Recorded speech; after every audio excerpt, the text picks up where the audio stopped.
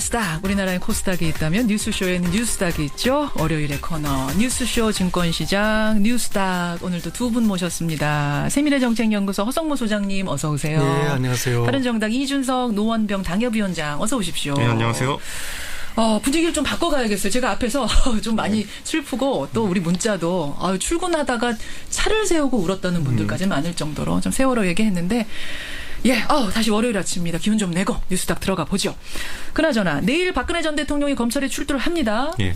13가지 혐의를 모두 부인할 거라는 게 뭐 사실상 지금 다 알려진 내용인데 그렇죠. 포토라인에서 뭐라고 얘기를 좀 할까요? 어떻게 보세요? 박근혜 대통령은 일관성이 있는 사람 아닙니까? 지금까지 일관되게 부인해왔고, 그래서 포토라인에서 뭐 국민들에게 뭐 심려를 끼쳐서 죄송하다 이런 정도의 말을 할지 몰라도 뭐 큰 다른 이야기는 없을 거고 역시 진실은 밝혀질 것이다. 그 얘기를 할 거다. 그런 이야기를 할 거라고. 하게 되면 그 얘기를 할 거다. 저도 그렇게 생각합니다. 진실을 밝히도록 하겠습니다. 이렇게 하고 가실 겁니다. 아까 정우택 원내대표는 아예 얘기를 안 할 것 같다는 얘기를 하더라고요. 아무 얘기 안 하고 지나갈 것 같다. 했으면 좋겠다. 자유한국당 입장에서도 대통령이 뭔가 좀 했으면 좋겠다. 이런 솔직한 얘기도 했어요. 그렇죠. 국민의 바람은 그럼 뭐 경위야 어찌되었든 뭐 죄송스럽다 한마디를 듣고 싶은 게 국민들의 마음이죠. 구속될 가능성 어떻게 보십니까? 구속될 가능성? 그 구속 수사라는 건요. 제 과거에 전 대통령들 사례를 살펴봐도 이거는 혐의가 적용되는 게 13가지가 넘지 않습니까? 그렇죠. 그러면 이거 질문 한 번씩은 우선 하고 다 가야 된다고 합니다. 그러면은 이 질문이 수백 가지가 되기 때문에 이번 첫 조사에서 아마 바로 구속수사하는 거는 관례상 좀 어긋나고 아마 한 1, 2주 뒤에 있을 추가 소환 때 그때 구속수사가 되지 않을까라고 예측하는 법조인들이 많더라고요. 그래요. 추가 소환 한 번 더 하고 구속되는 정도로 예측. 그런가 하면 주말 사이에 홍석현 중앙일보 JTBC 회장의 사임이 큰 화제가 됐는데 대선 출마이 아니냐 뭐 설은 나왔지만 어떻게 보세요? 50일도 안 남았기 때문에 이준석 위원장 50일도 안 남았기 때문에 보수층이 만약에 단일 후보를 내겠다는 생각 아니면 빅텐트를 치겠다는 생각이라고 하면은 이런 거에 좀 뭐 표현이 과할지 모르겠지만은 뭐 낚이면 안 됩니다. 낚이면 안 된다? 네, 낚이면 안 된다. 사실 지금 이번에 뭐 조기 대선이 치러질 거라는 건 사실 몇 달 전부터 사람들이 다 알고 있었지만은 그렇죠. 그렇지만은 그 중간 과정에 보면 뭐 처음에 반기문 총장이 들어온다 그래가지고 그쪽 기다리다가 이제 좀 먼산 보게 되신 분들도 있고 지금 뭐 황교안 총리 같은 경우는 보다가 지금 자유한국당에서 먼산 보는 상황이 된 거고. 그렇죠. 근데 이게 다 왜냐하면 구도상 어떤 후보를 급하게 만들어내려다 보니까 이제 생긴 일들이거든요. 그러다 보니까 좀 지금 대선 50일을 앞두고 나서 이제 후보 등록까지는 한 달 정도밖에 안 남은 건데. 그렇죠. 이런 후보를 또 새로 만들어내는 과정 자체가 순탄하지는 않습니다. 지금 홍석현 회장이 나오신다면은 정몽준 모델인데, 그렇죠. 정몽준 전 의원도 거의 적어도 한 8개월 전에는 출마 선언을 했거든요. 그러니까 그 정도 시간이 있으면 모르겠지만 지금은 좀 어렵지 않나 싶습니다. 현실적으로 어려운 얘기다. 허성모 소장님. 그럼요. 현실적으로 쉽지 않은 일인데요. 워낙 오랫동안 이분 또 준비하셨죠. 사실은. 표면으로 드러내지만 않았을 뿐. 그래서 이제 예측은 두 가지인 것 같아요. 국민 후보로 출마해서 어쨌든 바른정당이나 자유한국당 후보하고의 단일화를 꾀하는 그런 하나의 예측이 있고 또 다른 하나는 만약에 이제 민주당 쪽에서 안희정 후보가 될 경우에 그쪽과 연대를 통한 어떤 모습 이 두 가지 가설들을 많이 이야기하는 것 같습니다. 그러게요. 그런데 이제 어느 가설도 쉽지는 않다. 그리고 이제 선거 때 나타나는 이 제3의 후보들이 뭐 국민들에게 잠시 관심은 끌지만 한 번도 잘 안 됐어요. 이제 잘 되는 경우가 없지 않나 이렇게 봅니다. 그렇죠. 그리고 돈이 많으신 분들은요 잘못된 선택을 하기가 좀 어려운 게 돈 많은 분들 여론조사 많이 돌려봅니다. 오히려 많이 돌려보기 때문에 어떤 상황인지 파악하고 이제 선언하십니다. 상황 파악하고. 근데 지금 상황 파악했는데 나오는 거 보면은 뭔가 가능성을 본 건 아니에요. 근데 이게 이제 꼭 대선 출마를 염두에 둔 것이냐 아니면 뭐 차후에 대선 이후에 전국 속에서 어떤 공적인 역할을 하기 위해서 미리 정리하는 것이냐에 대해서는 의견이 분분하기 때문에 저는 뭐 단정적으로 대선 출마다 하는 것도 좀 오히려 홍석천 회장한테 좀 누가 되지 않나 생각하게 됩니다. 알겠습니다. 근데 직원들에게 보낸 글을 보면은 뭐 출마 선언문이 맞는 그렇습니다. 내가 뭔가 하겠다 대한민국을 위해서. 이것도 대선 50일 앞두고 그렇게 그러니까요. 기본적으로 당은 못 차리는 거 아닙니까 50일 전이니까 지금. 그러면 과연 갈 수 있는 당이 있느냐 이런 것부터 시작해가지고. 돈이 많으니까 또 당을 차릴 수도 있는 건 아니에요? 사람들 모으고 이러고. 과거 사례를 보면 당을 인수할 수는 있죠. 거의. 뭐 그런 사례가 있긴 합니다만. 무소속으로 국민 후보로 이제 이렇게 가는 게 충분히 이제 자기가 할 수 있는 그렇죠. 일인데. 정몽주 모델 정도. 알겠습니다. 하여튼 해석이 이게 분분합니다. 너무나 갑작스럽게 사표를 던지고 나와서요. 여러 가지 해석이 분분한데 여러분의 생각 보내주시고 우리는 그 사이에 상한가 하한가 진행해 보죠. 상한가부터 갑니다. 누구 골라오셨어요, 소장님? 예, 상한가는 저는 그 탄핵 불복 집회를 이번에 상한가로 뽑았습니다. 삼성동 앞에서 열리고 있는 탄핵 불복 집회 자체를 그렇습니다. 네, 하한가로 이준석 위원장. 저는 빅마우스라고 좀 넓게 잡았습니다. 빅마우스 이건 무슨 또 수수께끼 같은 말씀이신가 싶은데 일단 기다려보시고 탄핵 불복 집회 하한가 주셨어요. 예, 뭐 온 국민들이 다 보고 계셔서 잘 아시지만은 예. 그 지난 3월 10일 헌재에서 이제 심판 이후에 그 불복으로 집회가 있었는데 그때 3분이 돌아가셨어요. 그랬어요. 그리고 이제 그 돌아가신 3분에 대한 뭐 어떤 추모나 이런 것도 그 사이에 없다가 이제 예. 지난 토요일 한 분 장례식이 있었고 예. 그다음에 이제 그것뿐만 아니라 이제 삼성동 자택 앞으로 와서 그 보여주는 그런 추태라든지 불복 집회 연소. 예. 그다음에 이제 제일 핵심은 지난 토요일 그 이제 불복 집회였어요. 예. 그때 조은진 의원이 이제 연설을 하셨는데 그때 뭐라고 말했는가 하면은 경찰 때문에 3분이 돌아가셨다 했어요. 경찰의 강압 진압으로. 그런데 명백하게 우리 국민들이 TV를 통해서 다 봤지만은 그렇죠. 경찰 버스를 탈취한 사람이 다른 예. 경찰 버스를 가격을 했고 흔들면서 예, 그 버스에 실려 있던 소음 관리기가 떨어져서 그렇죠. 그 소음 관리기에 맞은 분이 돌아가신 이런 상황이 있는데 예. 그 불복도 불복이지만은 명백한 사실을 왜곡하고 조작해서 선동하고 있다는 게 선동이죠. 그게 더 문제고 그 전체가 어쨌든 대한민국의 법치주의를 부인하는 것이기 때문에 예. 매우 심각하다. 그러게요.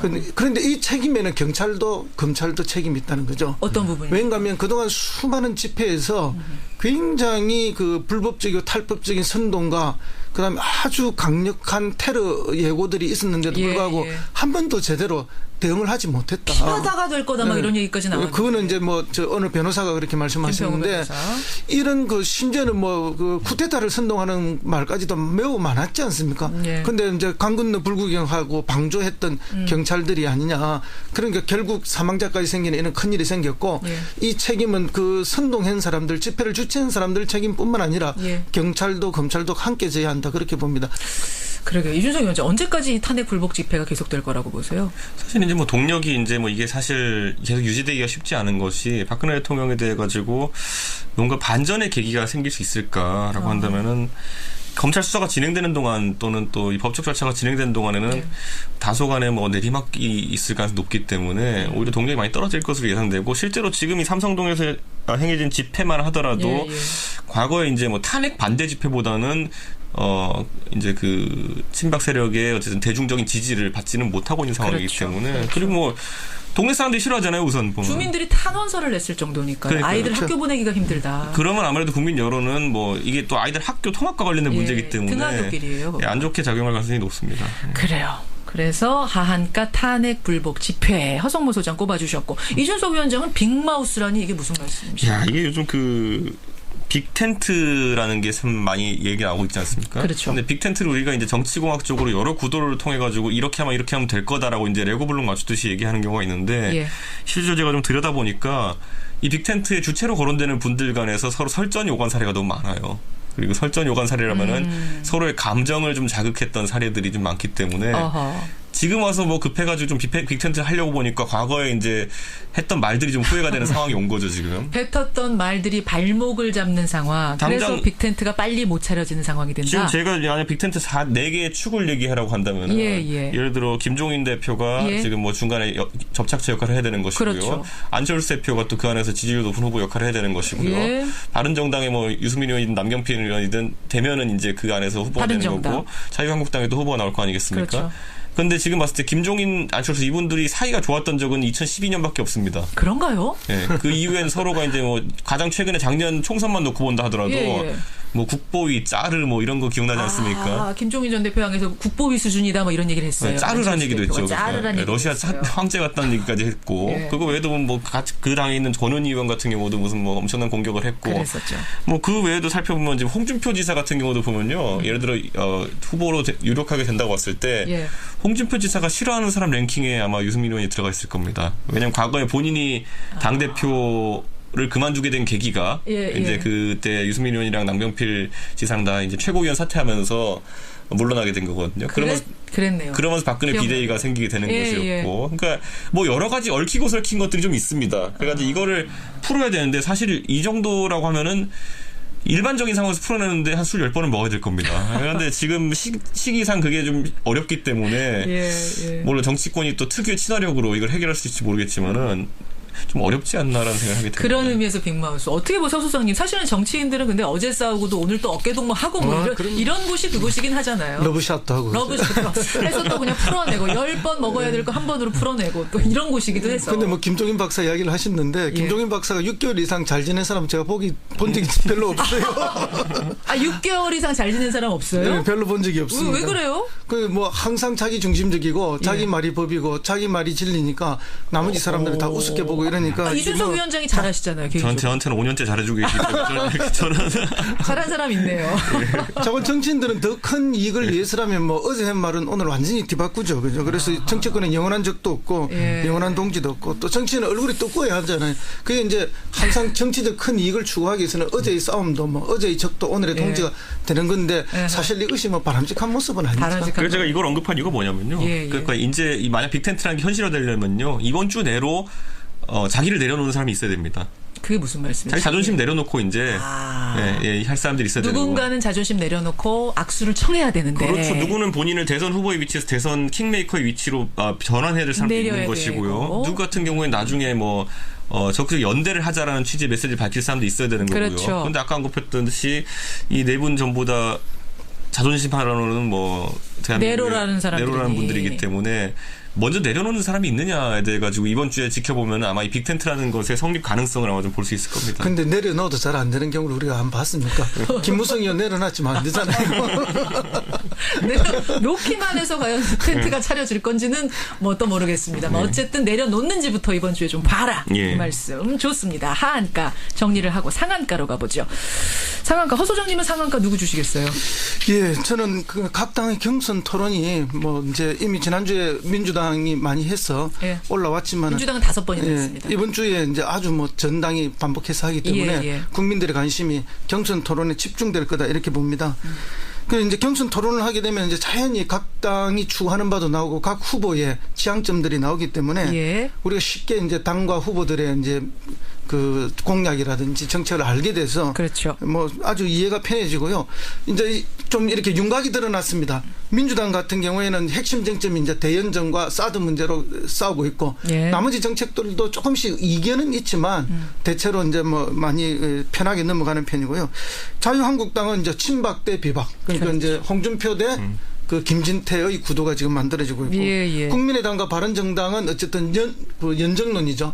하고 자강론 이렇게 돼서 이제 전체적인 윤곽이 서서히 드러났다 이렇게 봅니다. 경선 토론이 아마 국민들의 흥미를 끌게 될 것이다. 그렇습니다. 이번 주에 상한가 아주 좀 재미있는 지점이 될 거다. 이 말씀. 동의하세요, 이준석 위원장도? 네, 저 동의하죠 당연히. 두 분 이 질문 한번 드려볼게요, 이준석 위원장. 당을 막론하고요. 지금 토론이 이제 몇 번 있었는데 제일 인상적이었던 장면 하나 꼽으라면? 저는 경선 토론 별로 재미없습니다. 이게 경선 토론이라는 게 특징이 뭐냐면요. 굉장히 기계적 중립성을 추구하기 때문에. 그렇긴 해요. 뭐 저같이 시사방송 나가는 사람들이 보기에는 이거 뭐 짜고 치는 고스톱인가라는 이런 생각이 들 정도로. 하긴 뭐 좀 시간 넉넉히 주면서 끝장 토론 비슷하게 가야 되는데. 저는 예를 들어 민주당 경선에서 가장 인상적인 분을 꼽으라면은 최성 시장입니다. 최성 후보. 저분은 도대체 어떤 위치에서 어떤 목적으로 던지는 이런 멘트들인지에 대해 가지고 보면 최 시장 자체는 저는 굉장히 뭐 외교 전문가적인 측면도 많이 보고 이렇게 했지만은 경선 구도상 오히려 이제 뭐 안희정 지사 입장에서는 굉장히 성가신 존재가 될 수밖에 없는 거죠. 계속해야 되니까. 그래서 또 문재인 대표 입장에서도 이게 어떻게 작용할지 모르겠는 게 뭐 약간 이중대 같이 이렇게 하는 느낌이 있기 때문에 나중에 이게 뭐 꼭 그렇게 대신 공격해준다고 좋은 건 아니거든요. 그러니까 이 유권자들이 보기에는. 문 대표 쪽 입장에서 좋은 것만은 아니고. 문 대표가 시킨 것도 아니겠지만은 그렇게 돼 있는 상황 자체가 오히려 안희정 지사가 좀 공격 당하는 입장 되는 게 또 이런 피해자 입장 같이 비춰질 수 있어가지고 경선에 어떻게 작용할지 모르는 변수가 이제 최성 시장이 또 등장한 거기 때문에. 아니 근데 그분이 등장을 해서 민주당 경선에 양념이 되고 재미있어요. 재미있어요. 활력 역할을 해요. 활력소. 근데 이제 다만 그분이 진짜 대통령을 목표로 나왔느냐 아니면 또 다른 목적이 있느냐는 별개의 문제거든요. 저는 그렇게까지 얘기 안 했습니다. 대통령이 뭐 아마도 다른 목적 꼭 굳이 문재인을 도와주고 안희정을 공격하기 위해서 나온 것 같지도 않고 다른 어떤 목적이 있으신 거 아닌가. 왜냐하면 우리 흔히 이런 말하는 장이 열리면 장군들이 모인다고 이제 대선판이 열리고 경선판이 열리기 때문에 이제 본인도 거기에 참여를 하게 되고 그걸로 인해서 다음에 다른 어떤 정치적 목적이 있으신가 하는 그런 예측을 한번 또 해봅니다. 뭐요? 뭐 경기지사 선거도 있고 1년에 많이 있죠. 개인적인 예측은 정치평론가로서 틀릴 수도 있습니다. 틀릴 수도 있지만 뭐 경기지사라든지 이런 판을 또 생각하시는 건 아닌가. 최성준. 그게 사실이라면 이번에 사실은 굉장히 큰 득을 본 거네요. 그렇죠. 이름을 다 알렸죠. 적은 투자로 큰 효과를 본 거죠. 적은 투자는 얼마나 비싼 경선인데 이렇게 몇 억이잖아요. 이거 등록하는데. 4억이랍니다. 4억. 아니, 경기도가 1,200만 인구예요. 그 속에 자기 이름을 알리기 위해서 4년 내에 어떤 투자를 해도 이만한 효과를 낼 수가 없죠. 그 관점에서는 그런데요. 알겠습니다. 그런 의미에서 민주당 아니고 각 당의 경선 토론 상한가 주셨고 이준석 위원장은 상한가 뭐 주시겠어요? 저는 호남으로 이번에 해야 될 것 같습니다. 호남. 예, 이제 26일인가요? 그 민주당 경선이 호남부터 이제 시작이 될 텐데. 제가 원래 호남이랑 사실 인연이 많은 사람은 아니거든요. 근데 지난 2주 동안 어떻게 하다 보니까 방송사 초청으로 토론회도 가고 하다 보니까 3번을 호남을 갔다 왔어요. 지난주에만? 예, 지난주하고 지지난주가 해서 2주 동안을. 근데 갔는데 이제 수도권에서 감지되는 분위기랑 약간 다른 부분들이 좀 있어가지고 대표적인 게 호남에 제가 가서 이제 진짜 호남에 정치에 관심 많으신 분들 얘기하다 보니까 이 이중당적 문제도 꽤 심각하다고 합니다. 이중당적이란 게 무슨 말이에요? 이게 사실 정당법에 보면 이중당적을 갖는 게 금지되어 있거든요. 네, 그런데 이게 사실 뭐 피선거권을 가지고 출마하는 상황이 아닌 이상 이건 뭐 전산적으로 체크할 수 있는 방법은 많지 않습니다. 뭐 서로 왜냐하면 국민의당이 자기 명부 공개하지 않고 더불어민주당이 공개하지 않으면 대조해 볼 수 있는 방법이 사실 없거든요. 그러면 국민의당 당적도 가지고 민주당 당적도 가지고 있는 분들이 호남에 꽤 있죠. 그러니까 그리고 그게 꼭 그렇게만 되는 게 아니라 선거인단 같은 경우에도 사실 뭐 타당 지지자들이 이렇게 들어온 경우 있다 하다 보니까 지금 호남에서 과연 이제 문재인 후보가 어느 정도 지지율을 득하느냐에 대해 가지고 지금 비춰지는 여론조사보다는 약간 불리할 수 있다. 그래요. 라는 이야기를 하는 게 뭐 전통적인 지난 총선 때도 확인됐지만은 전통적으로 문재인 후보가 이제 비서실장 시절에 호남을 홀대했다라는 이론을 계속 이야기하시는 분도 있거든요. 그렇죠. 저는 그것의 진위에 대해서는 잘 모르겠습니다만은 그 얘기를 반복적으로 하시더라고요. 지난 총선에서 나왔던 그 호남 홀대론. 그러니까 그 구도가 그대로 나온다고 한다면은 이번에 만약에 호남은 항상 제1경선지로서 민주당의 어떤 그 풍향계 역할을 했기 때문에 저는 그 관점에서 봤을 때 호남을 주목해야 된다. 호남에서 만약 뭔가 변수가 생긴다면 그게 경선판 전체를 흔드는 힘이 될 수도 있다. 그 그렇죠. 말씀이신 거죠? 저는 뭐 그 부분은 동의하고요. 다만 이제 호남 홀대로는 왜곡된 면이 너무 커서 뭐 따로 이야기할 게 많지만 오늘 다 말씀드릴 건 아니고요. 어쨌든 호남은 항상 우리 야당 쪽 사람들의 그 경선이라든지 선거에서 가장 큰 변수입니다. 그래서 뭐 이 프로그램에서도 호남의 민심이 모든 걸 결정한다 그런 말씀 많이 드렸는데요. 그렇죠. 그러나 이제 저는 수치상으로 이미 그런 부분이 반영이 되어 있다라고 봅니다. 왜냐하면은 여론조사상에서 문재인 후보가 30% 내외로 왔다 갔다 하고 있거든요. 그만큼 이미 수치에 반영이 되어 있기 때문에 더 큰 이변은 없을 것이다. 아마 이제 우리 이 의원께서 가서 만나신 분들은 또 뭐 많은 분을 만난 것 같지만 또 아주 소수분을 만났기 때문에 그런 경향성도 있을 수 있다고 보지만 이미 반영되어 있다. 지표에 그렇게 보고 있습니다. 이게 참 무슨 건지 모르겠지만 내일 또 호남 가니까 한번 또 체크해보고 싶습니다. 호남의 경선 26일이에요? 27일이에요? 정확히 첫 번째가 27일이죠. 27일이구나. 27일 다음 주 월요일입니다. 다음 주 월요일 호남에서부터의 화요일인가요? 27일. 금요일. 이번 주. 제가 투표하니까 헷갈리네요, 제가. 저도 좀 헷갈리는데 금요일부터. 그래서 모두 이번 주에 지금 호남 집중으로 다 갔으니까요. 다음 주 월요일 맞습니다. 제가 맞았죠. 다음 주 월요일 27일부터 첫 번째 경선을 호남에서부터 시작해서 이제 지역별로 바람이 붑니다. 그러니까 이게 호남이 전체 인구로 보면 대한민국에서 한 10% 정도의 인구를 점하지만은 더불어민주당 내 당원 수로 보면은 한 30% 이상을 점하거든요. 그렇죠. 그렇기 때문에 상당히 중요한 경선이다 이렇게 볼 수 있을 것 같습니다. 그렇죠. 이번 경선 인단에서는 20% 정도. 이번은 20% 정도. 따라서 호남 굉장히 중요한 변수가 되는 지점이고 이번 주에 상한가를 줄 수밖에 없습니다. 이준석 위원장 뽑아주셨어요. 여러분의 문자도 굉장히 많이 들어오는데요. 근데 김형근님은 어제 자유한국당 경선 토론 시청률이 민주당보다 많이 나왔다. 아까 정우택 원내대표가 자랑하셨거든요. 근데 글쎄요 서로 공격하는 것도 없고 비전도 별로 안 보이더라라고 김형근님은 말씀하시더라고요. 어제 보신 분 계세요 두 분? 제가 봤는데 제가 방송을 제가 하니까 알고 있는데요. 꼭 유익한 방송을 한다고 해서 시청률 잘 나오는 아니더라고요. 이게 재밌는 방송과 유익한 방송은 완전 다릅니다. 그게. 예, 제가 어떻게 보셨어요, 감상평? 재미는 있더라고요. 재미는 있어요. 예, 어떻게 여기서 이제 핵무장론 같은 게 이제 지금 선거에 화두가 될 수 있는지부터 시작해서 좀 재미는 있었는데 이게 예, 유익한 거랑 다릅니다. 제가 봤을 때.